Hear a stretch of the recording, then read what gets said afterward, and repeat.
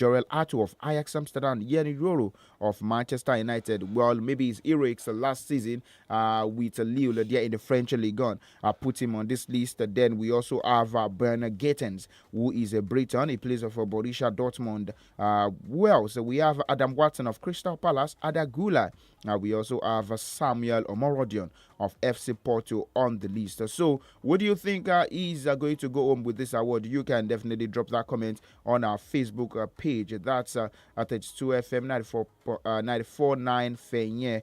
That's on Facebook. But moving away from that, let's come home to talk about the Nigeria Premier Football League, where games went down yesterday. And from the games that went down in the Nigeria Premier Football League, for Finidi George, they remained unbeaten. That's in the league following their 2-0 victory over Shooting Stars at the Adokia Miasimaka Stadium in Port Harcourt. 2-0. That was the result of the game, and they returned to the top of the summit, having amassed 17 points from 7 games. Well, at the New Just Stadium, the team who were top of the table just before yesterday's game, Remo Stars, they were handed a 3-1 defeat by Plateau United. Ebuka Anthony gave Plateau United the lead as early as the 4th minute. Abubakar Adamu added the second in 4 minutes after the hour mark, and Anthony, he scored his second goal of the game. That's 19 minutes from time, but it was just a consolation goal for Jabba Malik, where of course he just scored that for the Sky Blue Boys. But in the other results of games that went down, Katsina United defeated Oka United by a goal to nil through Aziz Falulu's 27-minute strike. And then at the Dan and Yam Stadium in Owerri, Ikorodu City picked up their first point on the road after they were held to a 1-1 draw. Well, they opened the scoring in that game, but then you could tell that the host, they came back to salvage a point for themselves in that encounter. So from the results of games that went down yesterday there in the Nigeria Premier Football League, 5 games went down. Atland Ikorodu City 1-1. Katsina United defeated Aqua United by a goal to nil. Plateau United 3, Remo Stars 1. Rivers United 2, Shooting Stars 0. While we were on the show yesterday, that was on the Scoreboard Reloaded. I told you that Bendel Insurance were at the verge of picking a maximum 3 points when they played against the Bayelsa United, and so be it. They picked up that's a maximum 3 points against the Bayelsa United. That's in the Nigeria Premier Football League. But in case you're wondering how the top of the table looks like in the NPFL, Rivers United, after 7 games played, they've won 5, they've drawn 2, and they have 17 points. For Remo Stars, who has lost just 2 games this season, they have 15 points also, having recorded their second defeat yesterday. And for Yimba, who drew, that was in the match day 7 encounter, they also have 14 points. But how does the bottom table look like? In the 17th position, we have Lobby Stars, who is coached by Daniel the Bull Amokachi. They have 5 points for themselves.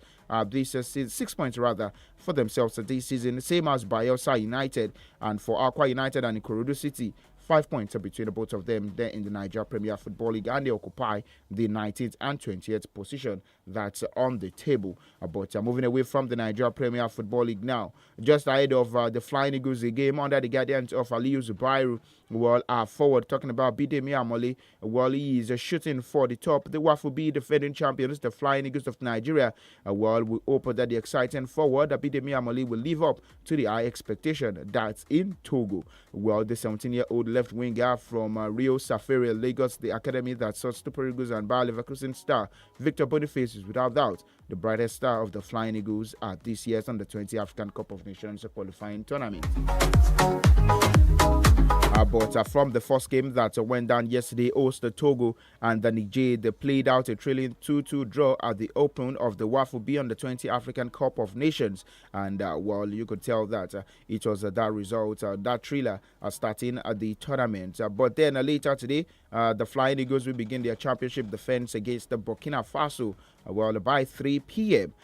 4 p.m. rather, Nigerian time, at the Municipal Stadium there in Lomé, Togo. But then let's hope Aliyu Zubairu, just like we heard him say yesterday, we have to pay respect to underage football here in Nigeria, because that is what breeds the future stars on the continent and also in the nation. But moving straight to the Dominican Republic, we had at the conclusion of match day 1 encounter. That's in the FIFA Under-17 Women's World Cup. From the games that went down yesterday, I could tell you that North Korea defeated Mexico by 4-1.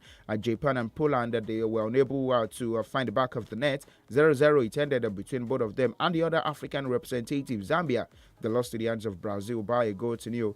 England in the early hours of today defeated Kenya by 2-0. That's in the FIFA Under-17 Women's World Cup. But till later tomorrow, that's tomorrow night by 9 p.m., Nigeria will be up against Ecuador, who defeated the host nation. That was in the first game of the FIFA Under-17 Women's World Cup. But let's move away from that and join our partners. That's the BBC for the BBC Premier League update. Remember, just like I said, this weekend marks the return of club football. Let's go straight to join our partners, the BBC Premier League update.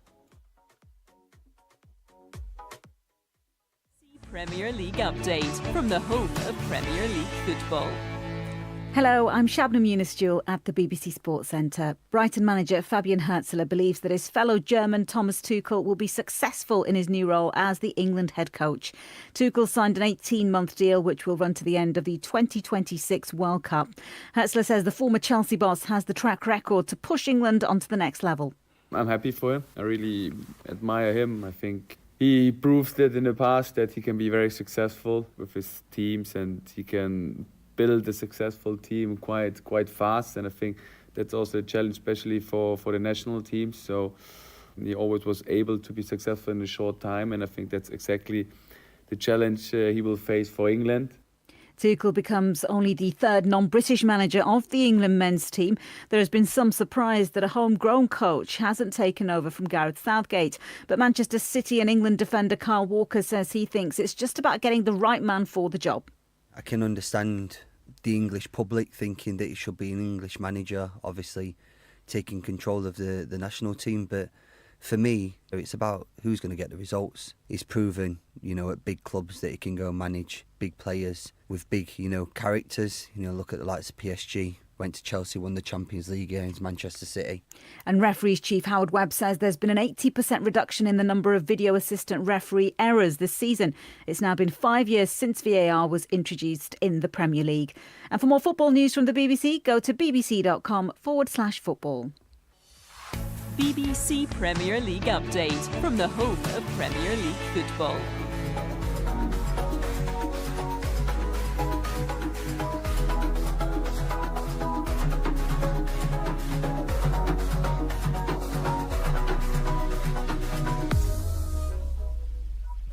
All right, there you listen to the BBC Premier League update, where they are still discussing about the appointment of Thomas Tuchel as the new head coach of the Lions of England. But moving away from that, let's go straight to that's the tennis tournament, where of course we have that's 4 men in the finals, and also in that's the third place game where Jannik Sinner yesterday, this man he moved into the finals. But let's start straight from this one, where world number 2 Carlos Alcaraz he defeated Rafa Nadal in an all-Spanish semi-final at the Six Kings Slam there in Riyadh. That was yesterday, seeing off the 22-time Grand Slam champion 6-3, 6-3 for his spot in the final. But moving away from that, Jannik Sinner also defeated Novak Djokovic to reach the finals. For Sinner, he defeated him. That was 6-2, 6-2, 6-7, 6-4. And of course, for Jannik Sinner, he did not face a single break point in the first set, which only lasted 26 minutes.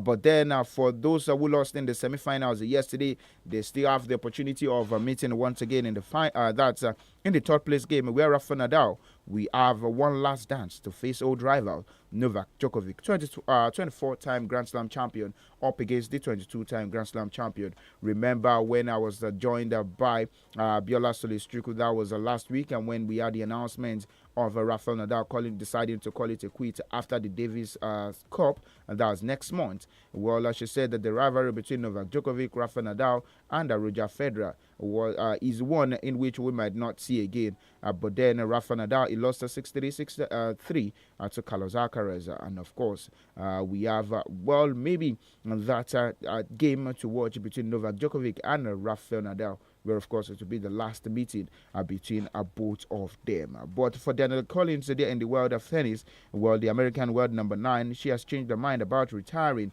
at the end of the season and decided to play on into the year 2025. This was announced on a social media page.